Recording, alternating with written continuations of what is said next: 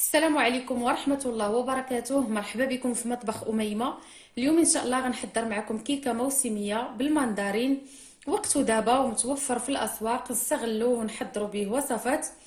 كيك اللي كيجي لذيذ بزاف وخفيف، كيجي فيه المذاق ديال المندرين مركز. لكن قبل ما نبداو كنبغي نذكر الناس اللي اول مره غيزوروا القناه ما تنساوش الاشتراك وتفعيل الجرس باش دائما توصلوا بالوصفات. الا عجبكم الفيديو ما تنساوش تخليو ليا لايك، وباش تشاركوا معايا تطبيقاتكم غتلقاوني دائما كنخلي لكم رابط مجموعتي على الفيسبوك في صندوق الوصف. وما نزيدش نطول عليكم، نخليكم مع المكونات وطريقه التحضير. عندي جوج حبات ديال المندرين، يكونوا كبار او ثلاثه صغار بطبيعه الحال، يكون منظف مزيان. واختاروا المندرين اللي كتكون القشره ديالو رقيقه. غنضيف عليه الماء طايب يكون غليان، وغنخليه 15 دقيقه. من الاحسن انكم تغطيوه باش يرطب بسرعه حتى كيدفع عليهم داك الماء. عاد غنرجع باش نقطعهم. من بعد ما كتزولوا لهم بطبيعه الحال هاد الخيوط البيضين، وإلا كانوا فيهم شي عظومه قطعوهم مربعات صغيره باش يطحنوا بسرعه.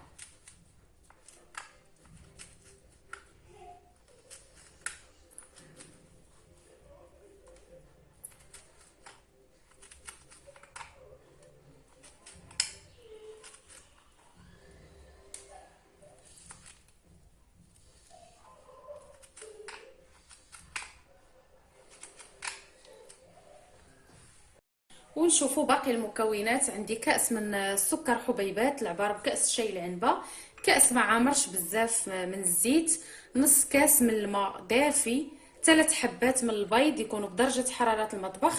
عندي 2 ملاعق كبار من الخل او عصير ليمون الحامض اللي توفر عندكم، مبشور ليمونة حامضة، رشة ملح، وكيسين من خميرة الحلويات. كل كيس فيه 8 غرام ما يعادل 16 غرام. والدقيق غادي نحتاجو تقريبا 3 كؤوس بقياس كأس العنبة. غتشوفوا معايا بالضبط، كيبقى على حسب حجم البيض ونوعية الدقيق. وفي الخلاط الكهربائي او الخلاط اللي كطحنوا فيه العصير غنوضع هاد القطع ديال المندرين مع النصف كأس ديال الماء اللي يكون دافي، وغنطحنهم مزيان حتى ما كيبقاش يبان عندنا المندرين.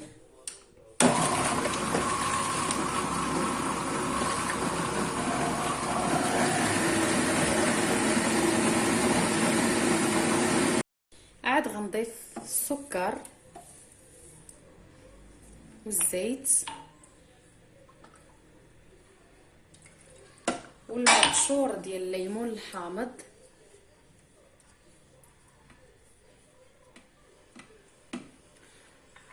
والملعقتين ديال الخل، وغنخلطهم حتى هما.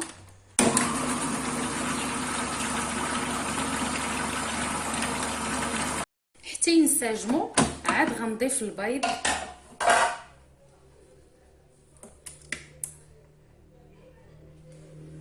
وغنخليهم يتخلطوا مزيان.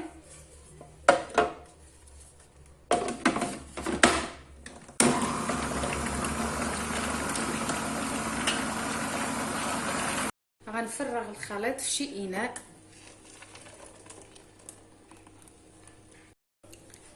غنوضع الرشه ديال الملح، وغنبدا في اضافه الدقيق عبر هنايا الكأس الاول مع الكيسين ديال خميره الحلويات.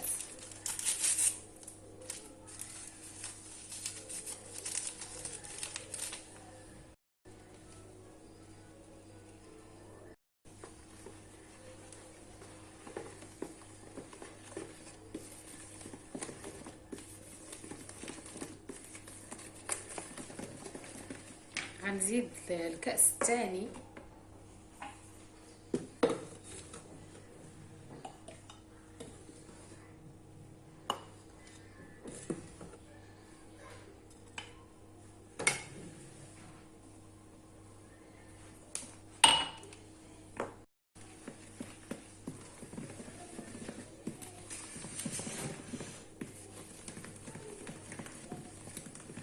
وغنبدا في اضافه الكأس الثالث شويه بشويه.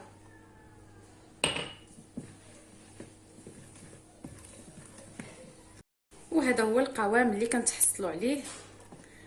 ضفت الكاس الثالث كامل. نتوما كتبقاو تزيدوا بشويه بشويه حتى كتشوفوا على حساب النوعيه ديال الدقيق كما كنقول لكم دائما والحجم ديال البيض.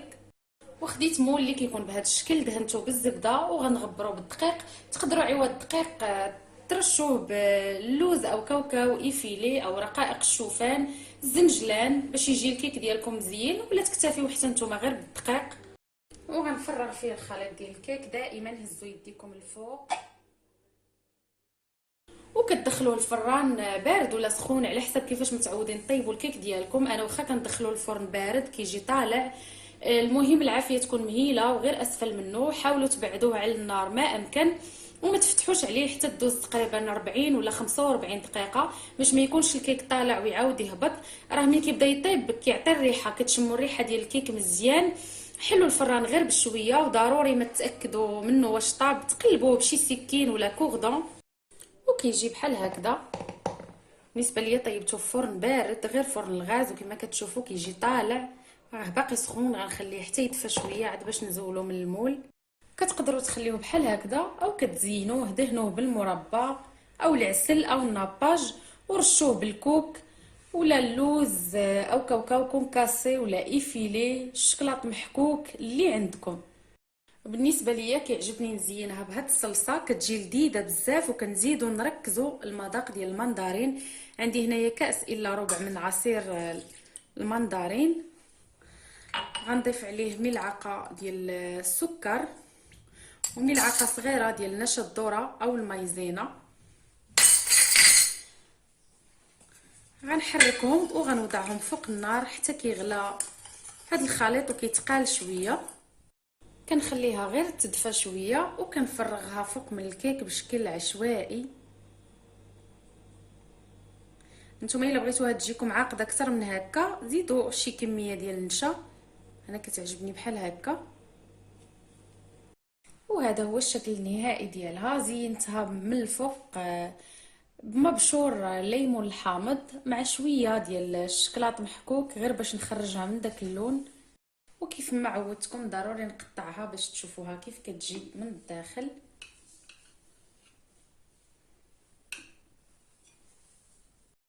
وهذا هو الشكل ديالها. كتجي خفيفه وهشيشه اسفنجيه كما كتشوفوا معايا، والمذاق ديالها لذيذ بزاف مع ديك الصلصه حتى هي كتعطيها واحد الاضافه زوينه.